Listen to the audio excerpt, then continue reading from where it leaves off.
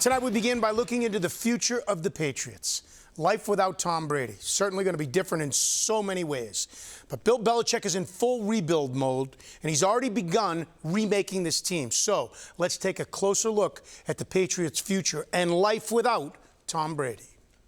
Tom Brady is leaving the New England Patriots. The Brady era is over. Tom Brady leaving the Patriots is certainly cataclysmic, but it is consistent for Bill Belichick. It's really no different than how he's always done business. He always believes that he can find the next guy. Heck, he found Tom Brady. You go into every offseason with a million question marks, whether you win the Super Bowl or you make it into the playoffs or not. And this year, aside from the Brady factor, they've got a lot of holes to fill. So let's start with the biggest hole, at quarterback.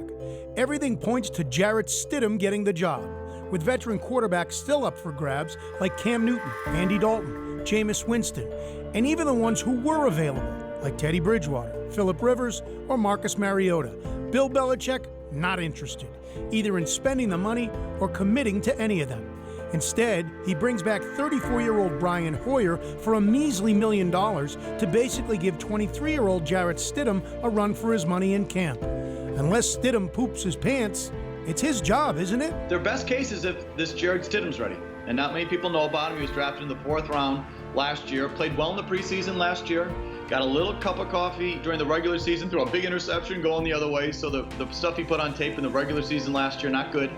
But I think they like him. I think Stidham's going to be the guy, right? I mean, he's got familiarity. He understands the system.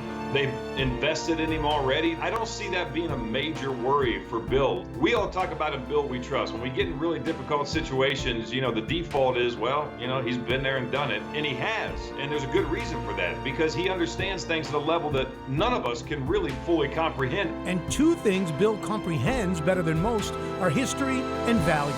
Two factors that also point to Stidham. History. This is how it all started for Belichick in the first place.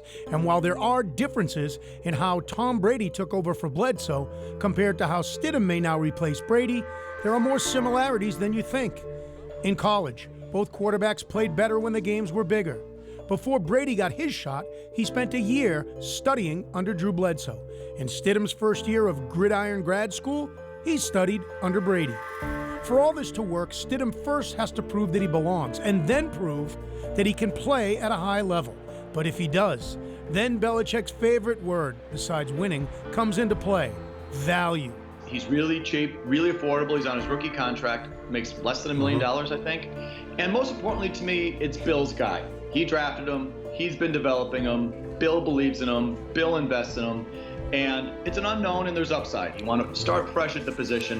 Hopefully Jarrett Stidham is ready. That's the idea. And while Bill Belichick probably isn't consumed by trying to win without Brady, you just know he's juiced for the challenge. And if there's anything Bill likes more than challenging himself, it's challenging his players. Bill is tough to play for because, he expects a lot and he challenges you. Who doesn't like that? I like that. I like a guy that brings out my best. But the truth for Bill Belichick is this: if he does go with a first-year starter to replace Brady, the troops around Stidham need to be beefed up. The kid shouldn't be thrown to the wolves without strengthening the pack. That way, he doesn't have to be a stud right away. I don't think you need a rock star. I think what he needs to do is make sure that he's got a really qualified offensive line. They had a lot of holes and they had a lot of issues, and they didn't perform the way they should have. I'm partial to the offensive line side of the equation, but I can tell you this much: whether you really focus in on what those guys do up front or not, if you have a good run game and you have a quarterback that can manage the game, you can win a lot. Winning a lot. It's something that Belichick and Brady did together better than any tandem in any sport ever. But now we get to watch who can do it better without the other. And now we get to find out the answer to that question. Was it Bill or was it Tom? Maybe both.